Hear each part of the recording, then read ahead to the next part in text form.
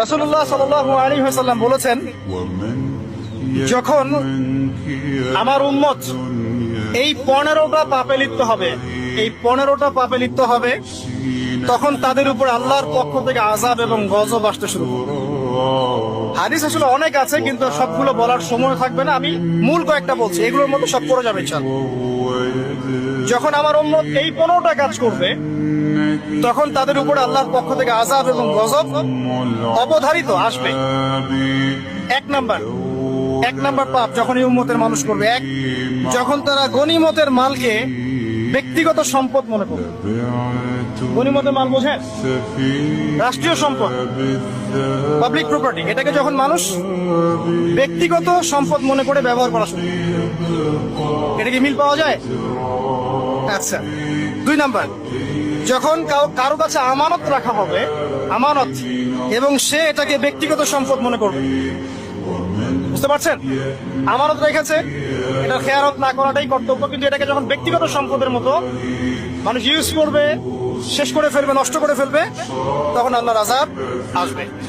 3, যখন মানুষ যাকাত আদায় করাটাকে জরিমানা মনে করবে, যাকাত দিতে চাইবে না, যাকাতটাকে জরিমানা মনে করবে। কি সমস্যা, কি বার্ডেন, যাকাত আবার দেওয়া লাগে কেন? আমরা তো ট্যাক্স দেই। যাকাতকে মানুষ জরিমানা মনে করবে। একটু চিন্তা করে দেখবেন যে বাংলাদেশে কত % মুসলিম নামাজ পড়ে আর কত % মুসলিম যাকাত দেয়। শুধু যাকাতের টাকাগুলো যদি আমরা একত্রিত করতে পারতাম, বড় বড় মেগা প্রজেক্ট করা সম্ভব ছিল। অনেক বড় বড় প্রজেক্ট করা সম্ভব ছিল অনলি যাকাতের টাকা দিয়ে। আর যাকাতের টাকা 1 বছরে শেষ হয়ে যায়, পরের বছর আবার ঘুরে আসবে। ঠিক আছে, ইসলামিক ইকোনমিক্সের বেসই হলো যাকাত। এটা নিয়ে আমরা ইনশাআল্লাহ আরেকদিন কথা বলবো।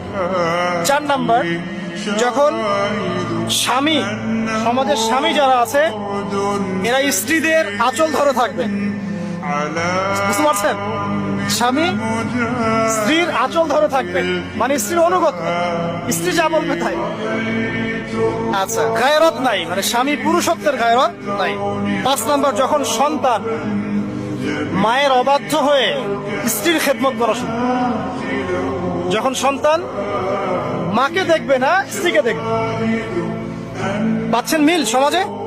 আচ্ছা। 6 নাম্বার, যখন বাবার পরিবর্তে, পিতা, বাবার পরিবর্তে মানুষ বন্ধুদেরকে সম্মান করা শুরু, বাবাকে সম্মান করবে না, ফ্রেন্ড সার্কেলকে সম্মান। সুবহানাল্লাহ। এরপরে আসেন 7, যখন আমার কথা